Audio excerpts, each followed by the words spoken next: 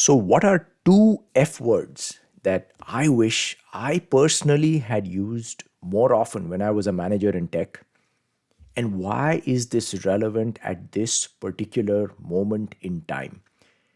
My name is Ravi Verma. I am the founder at orgwhisperers.com. And I've spent about 25 years in the software product development and consulting industry. I want to tell you a story. Recently, I was working with a client. Something happened in the world the previous night.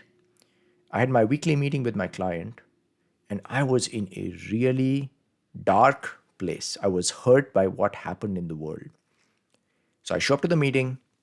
We are checking in on each other. Client says, "How are you?" And I made myself vulnerable. And I told my client, "I'm really hurt by what happened in the world." And his reaction was, "It is what it is. You just got to deal with it and move on." It reminded me of my old self when I was in management. And also, it reminded me of a part of me who lives inside of me right now. This part of me struggles to use two F words: feel and fear. And when this part of me is responsible for getting stuff done, delivering a release, meeting outcomes, achieving some financial goals. And this part of me is facilitating, managing, running a meeting. And this part of me sees that there is something in the emotional field.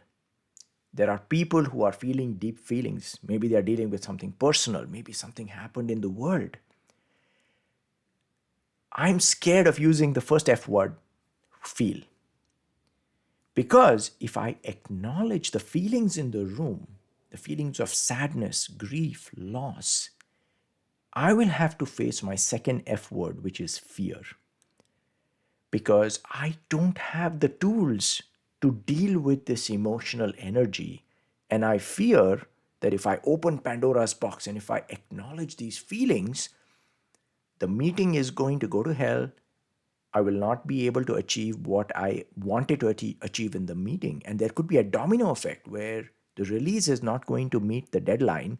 We will not meet the financial goals, and all hell will break loose.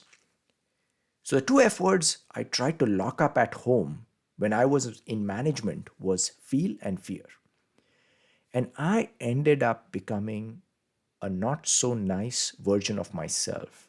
And all those repressed feelings and fears, trying to be the alpha male, it meant that I was becoming a very bitter and frustrated person. And it had a negative impact on my health, my mental state, and also on my family because I took all of that energy back.